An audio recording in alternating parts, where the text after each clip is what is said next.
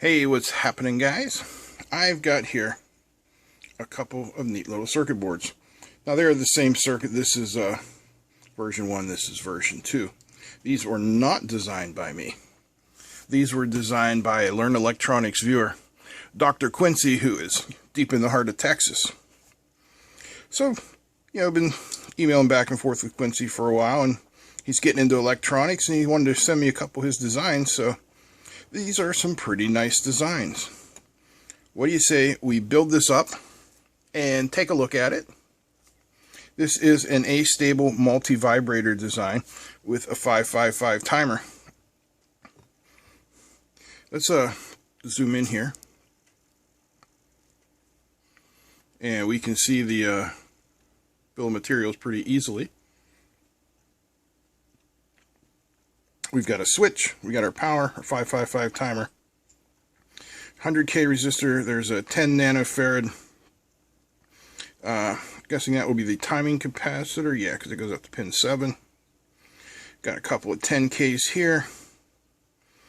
There are our timing capacitors for the A-stable multi-vibrator, a couple of 10 nanofarads there, a couple of trannies, and these are our current limiting resistors for the LEDs. So I think I've got all the parts we need kind of floating around here.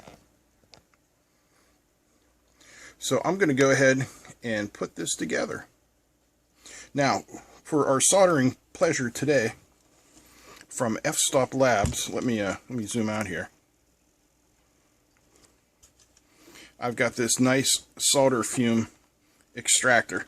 Uses an activated carbon filter on it to drive that nice big fan. So I'm going to put it right here off to the side, and I'm sure you'll be able to hear the fan. Get my soldering stuff here. I get asked a lot, what solder do I use? It is MG Chemicals. It's 6040 and it is 0.032 inches or 22 gauge. I really like this stuff. This is nice solder. Alright. I've got the fan running, so I know it's kind of noisy. I may do a little bit of DSP noise reduction if when I edit this it's too noisy, and if that's the case, that will be the distortion that you might hear. So there's one 680.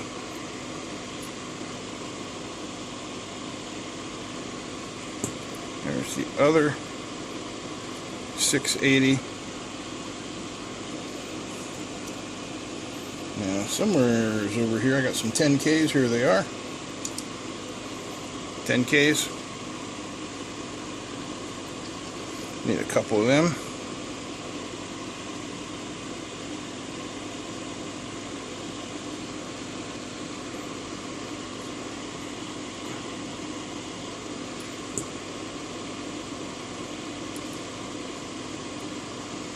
These are a wee bit too big. I'll have to try and bend them a little bit closer. Hold on. Alright, hopefully these will fit better now.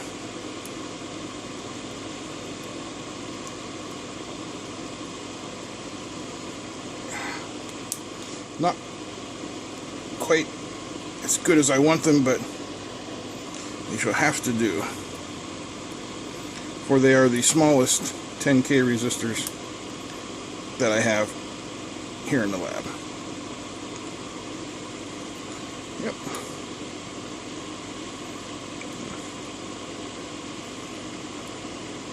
All nicely spread out there.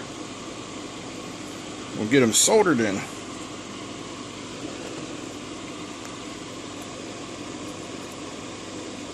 Flux. It's a very nicely designed board.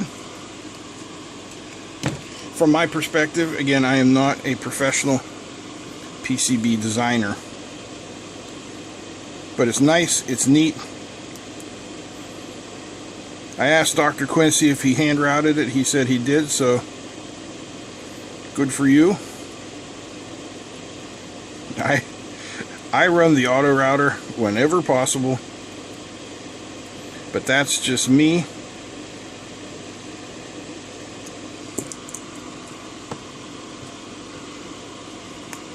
I mean, if you're just learning, then hand routing is definitely the way to go.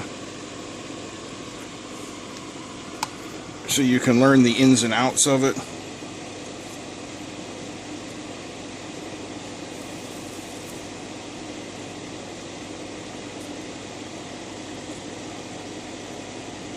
But when you gotta route a lot of boards, then hand routing becomes no fun. Alright, I'm gonna snip these off. Okay, we're looking at the back of the board here, and Quincy's done a really nice job on annotating. We see our V plus, our V minus, there's our 555, he's marked pin 1, pin 8. Really nice. I especially like the microscope there. So, very cool. I added a couple more resistors there while you weren't watching. Now we'll do the current limiting resistors.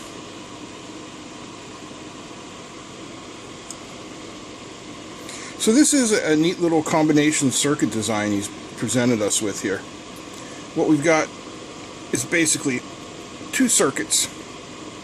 We've got the astable multivibrator,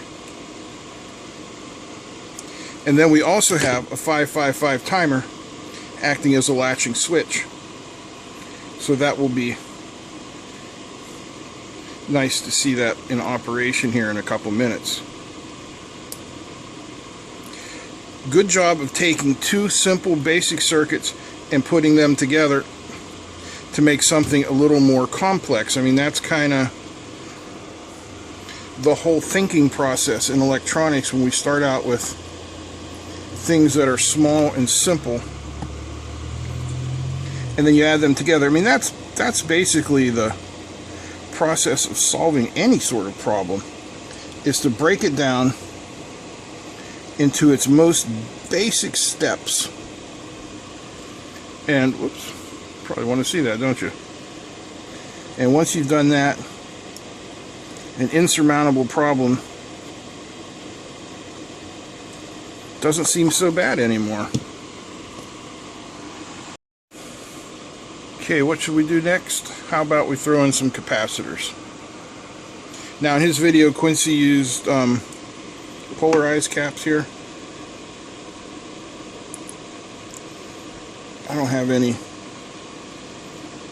electrolytics of that size, that small, so we'll go with a couple of multi-layer ceramic caps that I am going to have to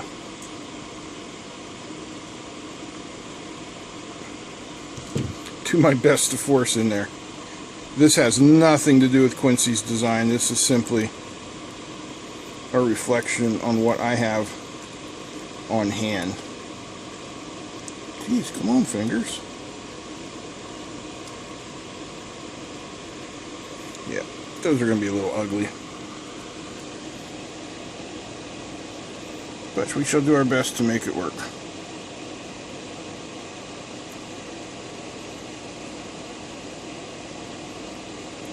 Quincy, I hope your comment on this.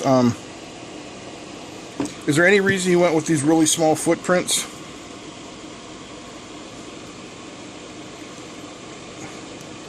And also let us know what design package you used.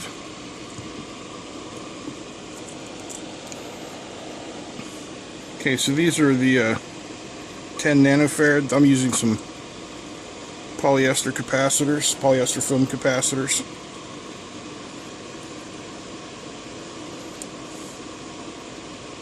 These tend to work good for high frequency kind of stuff. They'll work just fine for this.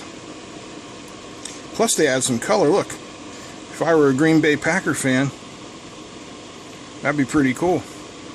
And after today, I may just switch sides and become a Green Bay Packer fan. Because how can the Steelers lose a game when they had, was it 4 or 5 turnovers in their favor? Well, it's because they can't produce any offense. Very sad.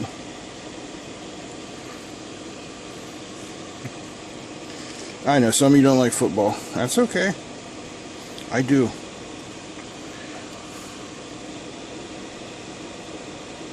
I played football in junior high and high school. It was no good, but I played. One summer, I even went to football camp. That was fun. I did enjoy football camp. I went to football camp at Bethany College in West Virginia. The Bethany Bisons with Coach Wally Neal. Well, I'm surprised I remember all that. Okay. Next up, let's put in our 2N2222 transistors.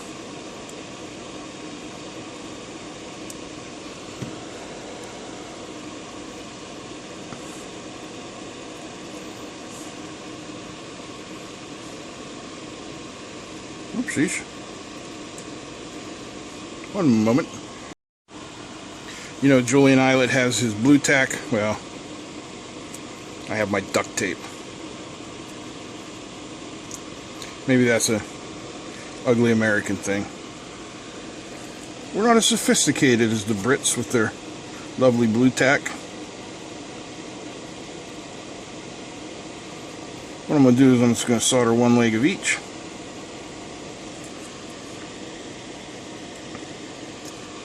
And pull that off and find out I didn't solder that one at all.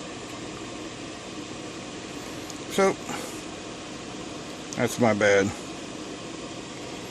I'll hit that again the wrong way.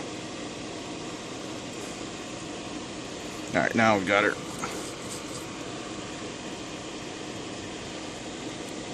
Alright, let's see if I can get in there and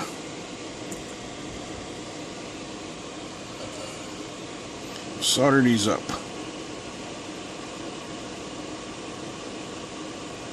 I bought some SMD stuff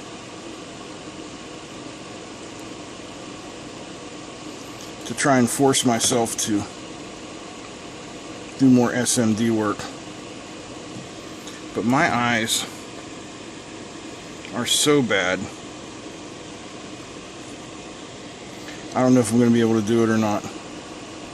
But I'll give it a try.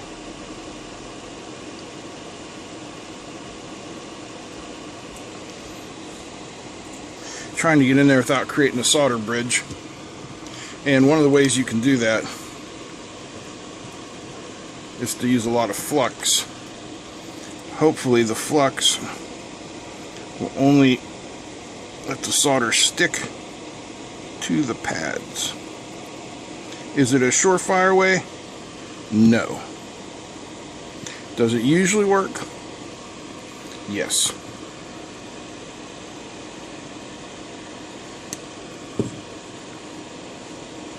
So I shall have to examine that more closely to make sure that I didn't create any solder bridges.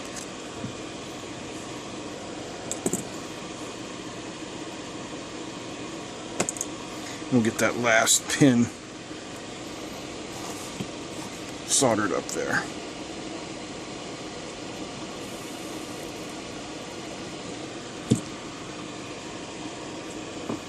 It looks okay to me, but I just spent like, what, 3 or 4 minutes telling you I'm blind. Okay, next up we'll put in our LEDs. And good job marking them so we know where the anodes and the cathodes are.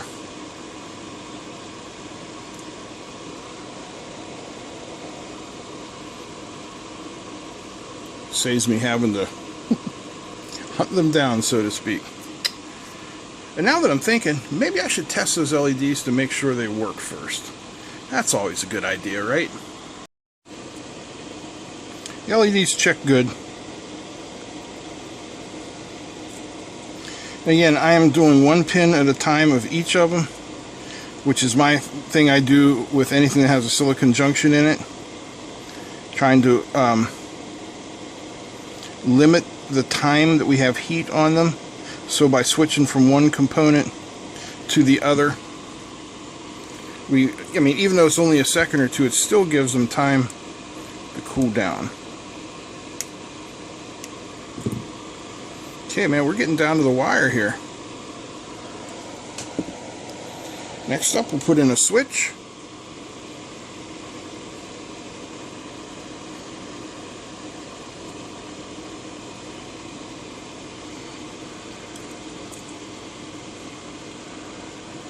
Trying to get it in frame so you guys can see. Switches generally take a little bit more heat, a little bit more time than other components, simply because there's a lot more metal in them, so they can sink a lot more heat, that's all. But this KSGR12 soldering iron seems to have plenty of thermal capacity.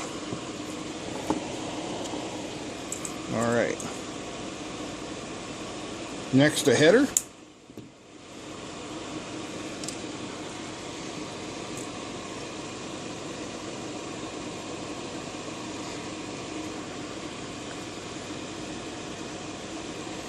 Which I will once again do the wrong way, just so I can get it tacked like that.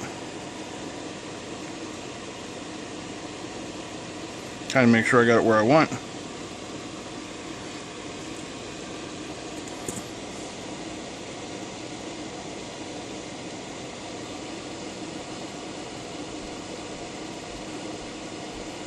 And we'll just reflow it.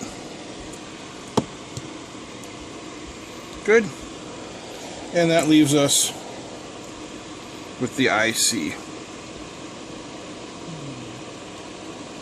I always do my ICs last. That's just me. I mean, you can do your ICs whenever you want. The 555 is generally not too keen to static, which is why I do them last, but you know, your mileage may vary, so plan accordingly.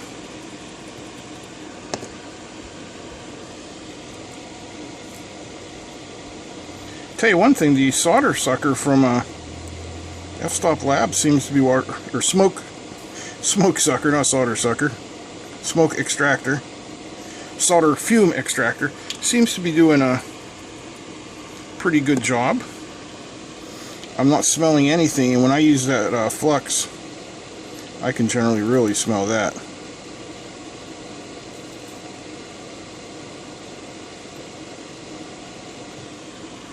Alright.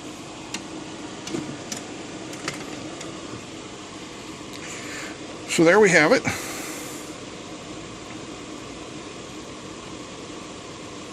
Nicely and neatly designed. I like it. Alright, tell you what I'm going to do. I'm going to share with you the video that Quincy sent me. Just a few seconds. You can see it working, and then we'll come back.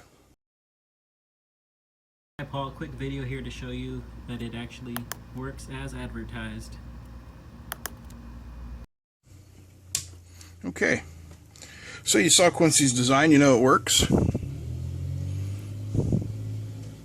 I don't think he shared with me what voltage he was running this at. So I'm going to run it at 6 volts, which is a generally safe voltage for a 555 timer.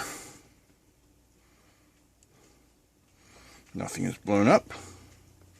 And hey, how about that? Success. And press the button again. Very nice. This is an excellent learning circuit. This is an excellent soldering kit. Quincy, you should put this out there for the folks to download your Gerbers maybe and build this up at home. I don't know. What do you think? Guys down below, give Quincy a hand. This is an excellent circuit. Uh-oh. Excellent design, nice execution. I like it. If you guys like this video, give me a thumbs up. Feel free to comment, share, and don't forget to subscribe. Big thanks to all my patrons. Big thanks to the doc for sending this in. That's it. I'm out. Peace.